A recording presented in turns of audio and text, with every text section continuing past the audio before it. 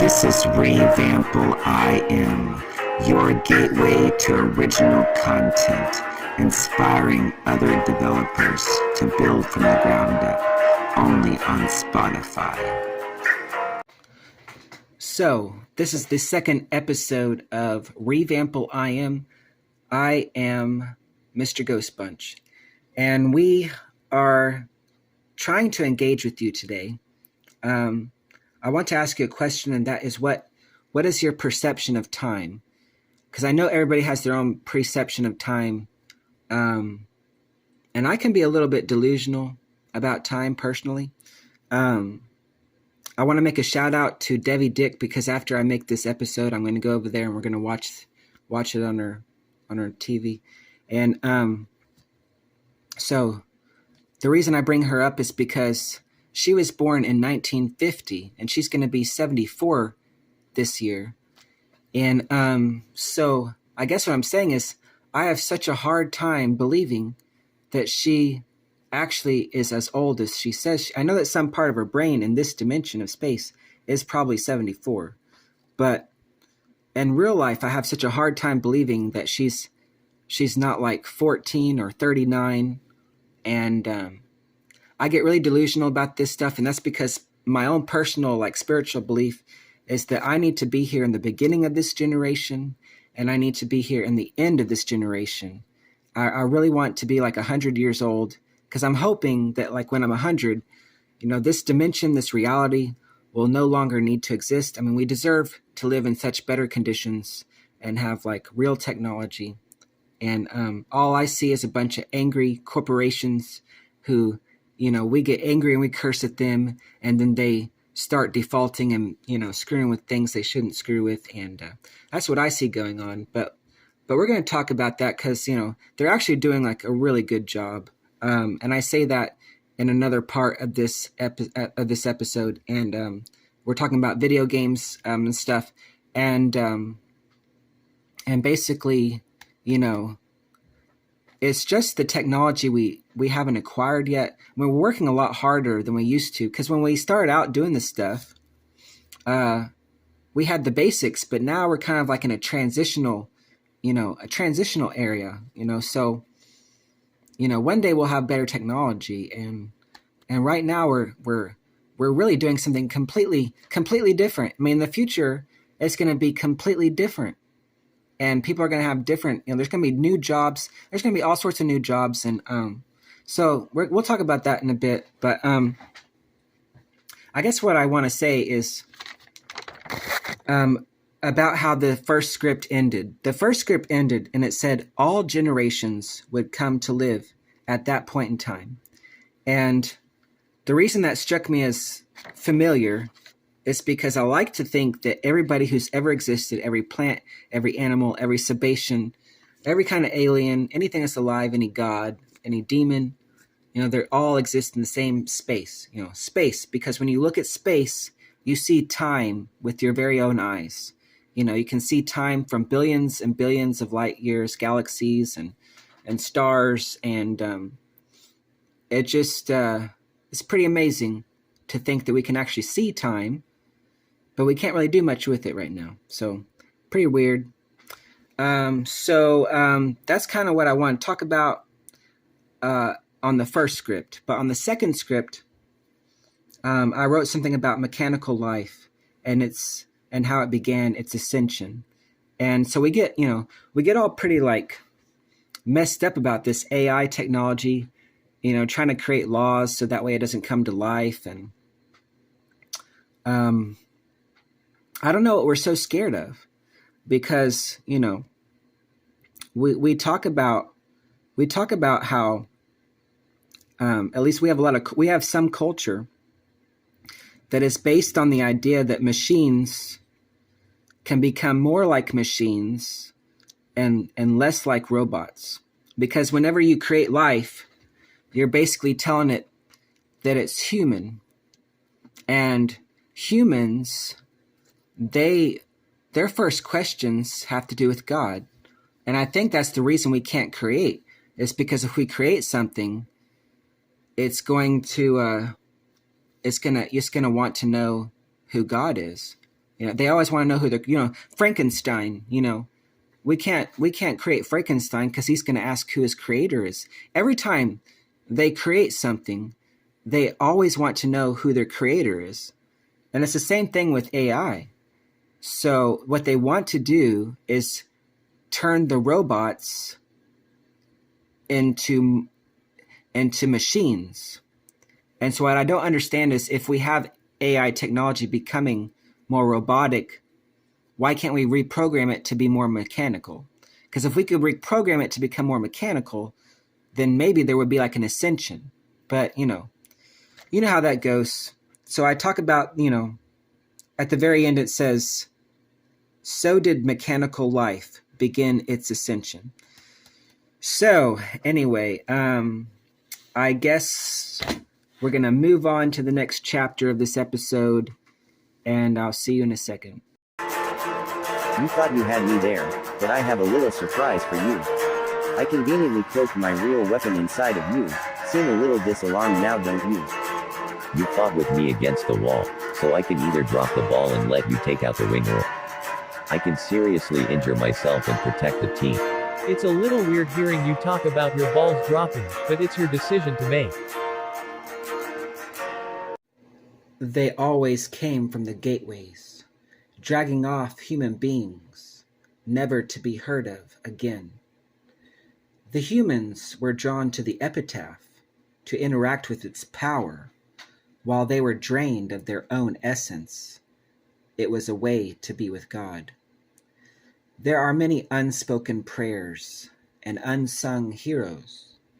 The humans were thought to become spirits that were contained to dispel a darker threat. We understand they created the epitaphs, and that the people who were absorbed were willing sacrifices. It was an object to free their souls. To understand the epitaph, it has to be separated into segments. After it was done, it became realized that the first generation of humankind were bearing out a religion, while we were being made to engage the condition and break the barriers of dimension and space. All generations would come to live at that point in time.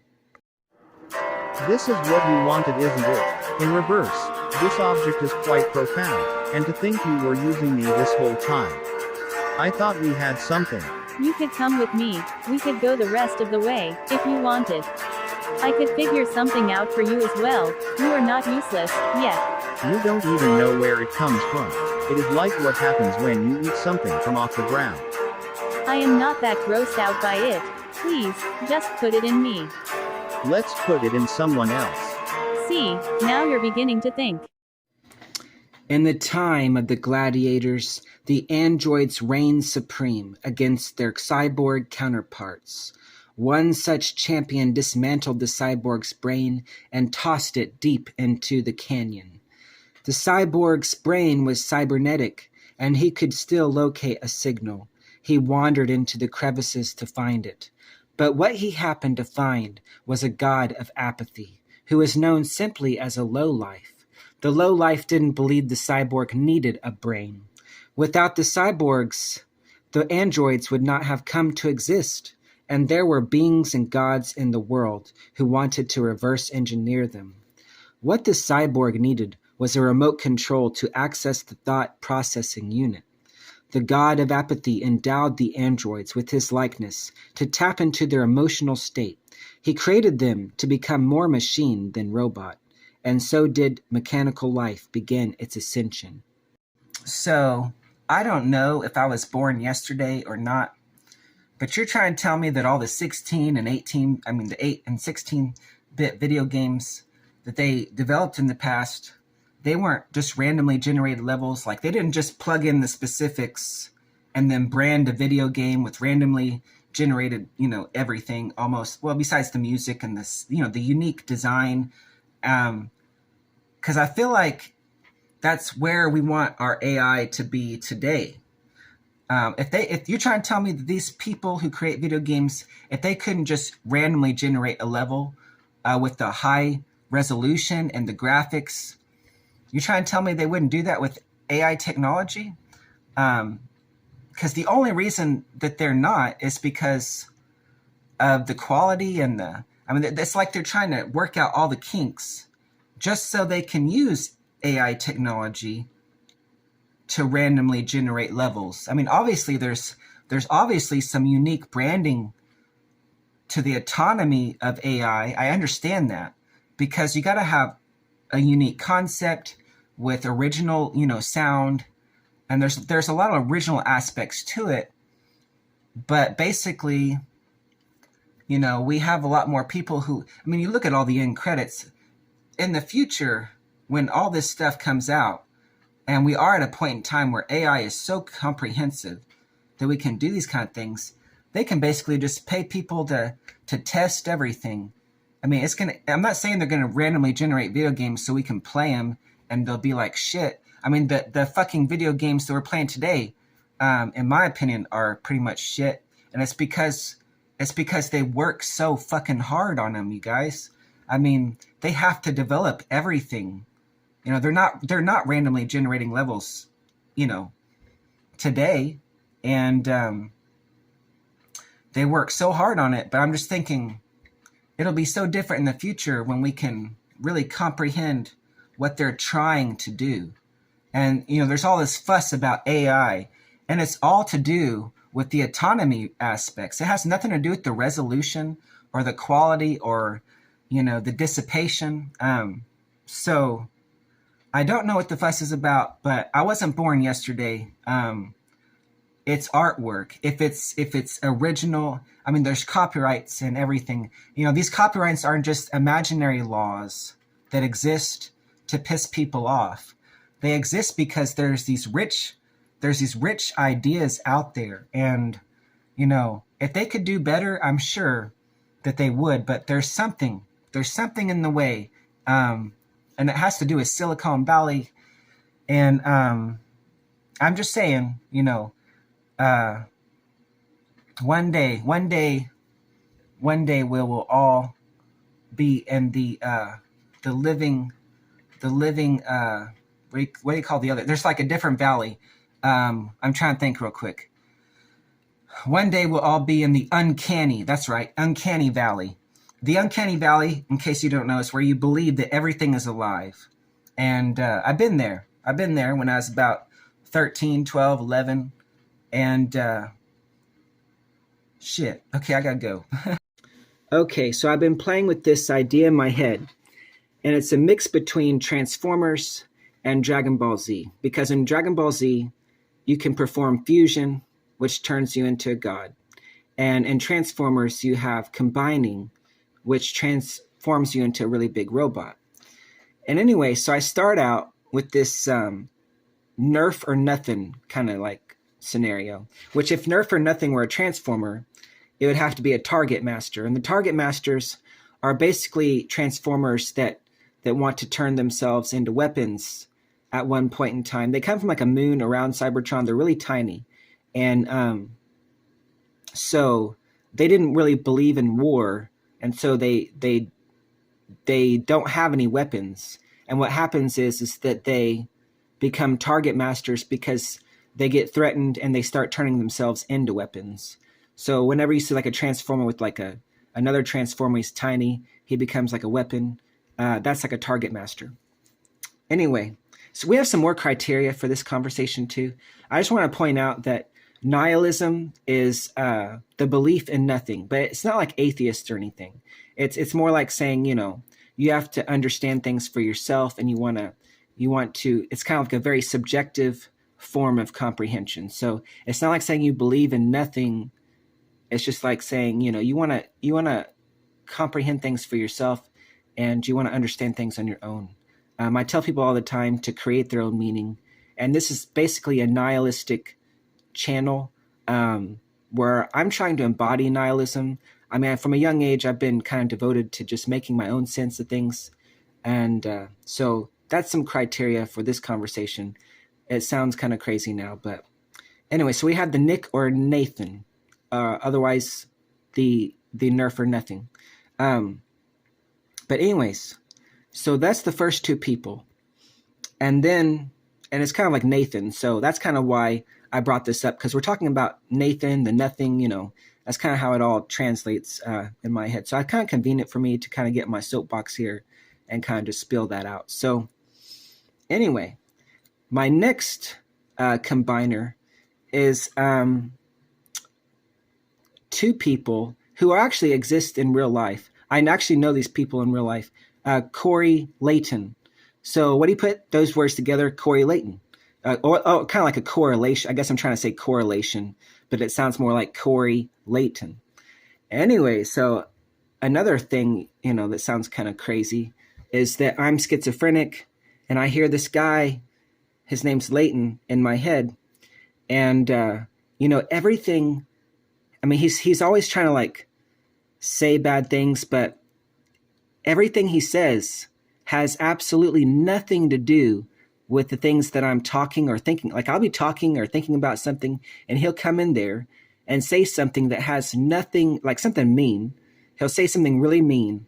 And then it has nothing to do with what I'm talking about. And then I was thinking one day and I was like, there is no correlation here. There's no correlation between what I'm saying and what you're saying.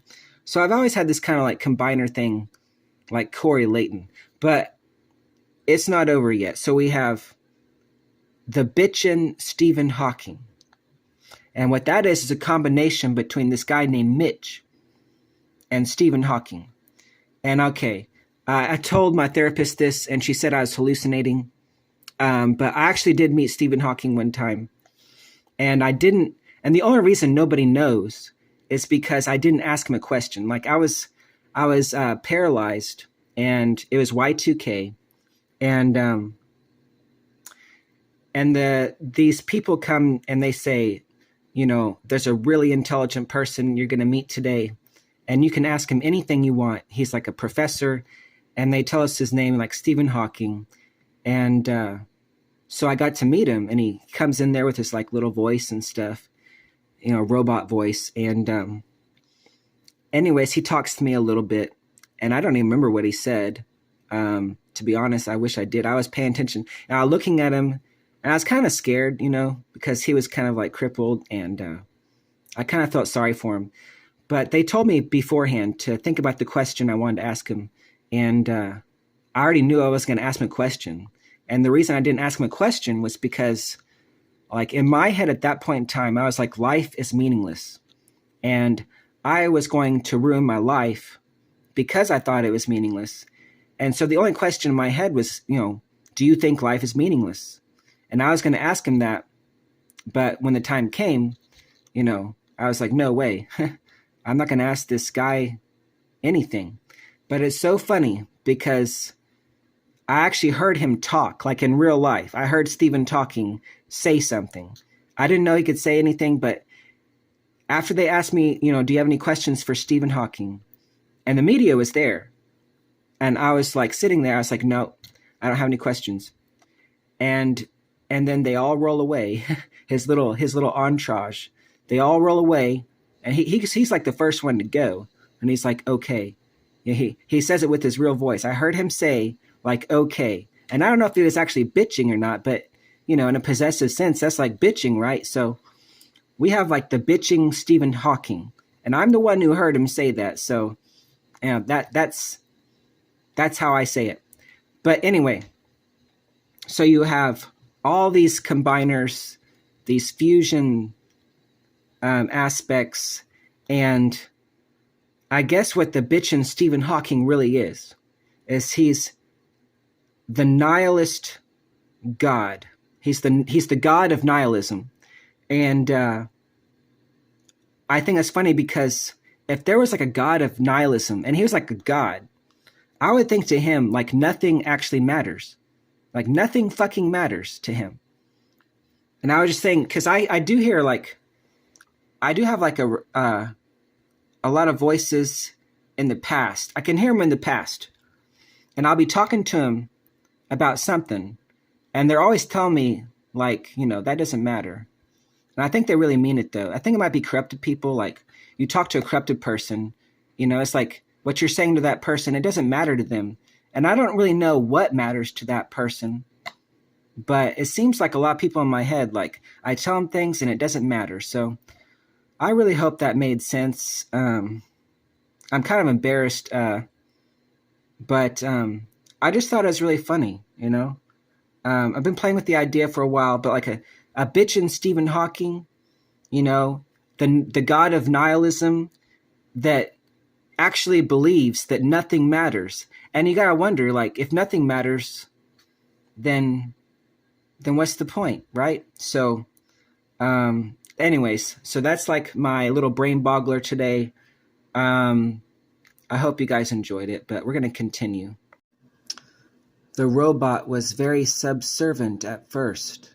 His master Helios, a very young lord at the time, tried to manipulate the robot to see if it had a soul.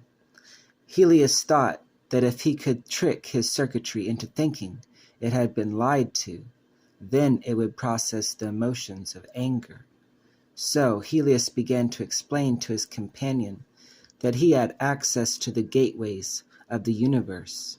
Helios would tell it that, when the time came, he had many things he wanted the robot to see. The robot asked Helios if he had something to show him. So, connivingly, Helios spoke to the robot and told him that he should try to process some of the thoughts of excitement that they would talk about, seeing the stars and living wild on adventures. In the end, it brought Helios to tears because he lied. But his companions still had hope, so they would build an actual portal. I imagine what you would be willing to do. Probably anything, and I can assure you that it will be consensual. Dr. Both of us. I highly doubt you have a damn thing I would want. And I bet you want a bastard out of the deal too. Anything just as long as I get screwed out of something. But the child will be a spawn of hell. You won't even have the baby. It will come out of Satan's rectum. The only thing you would deal with are the mental contractions. If I am its mother, I want to know if it would love me. A demon will do anything for his mother. A demon will do anything for his mother. Our counterparts are just spirits or people who have been absorbed in the past. And in the future, we will need them because they were the ones who had been calling unto us. They who couldn't live without knowing you exist. If time has become a procure for mortality, then who will have to become something else? I am glad to see that you have acquired as much. After what I gave you last night, you seem to have adjusted quite well. After what you gave me last night, where the hell was I when this happened? I picked you up when I found you crying to some plants you pissed on and took you to my room. We had a glass of wine and you told me everything. After that we showered together and... Oh my god, this is some real Bull Cosby crap. Well, I don't feel guilty because there are people out there I never would tell that to. Anyway, I don't like you now. Don't worry, your secret is safe. Call me. Thank you all for tuning in to Wrevample IM. The gateway has its remnants. I hear voices, nasty things, people getting themselves out. Good riddance.